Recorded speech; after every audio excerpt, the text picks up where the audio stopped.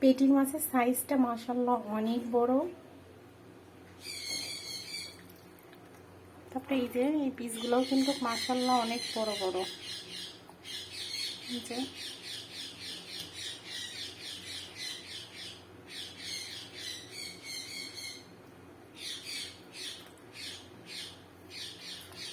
আর মাথাটা কত বড় দেখাই আপনাদেরকে। এই যে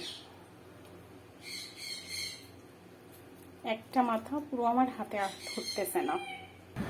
মন চাচ্ছিল দেখতে যে এক একটা মাছের আসলে ওয়েট কতটুকু। এই যে এক একটা মাছ প্রায় 220 গ্রাম ওজন এটার। আর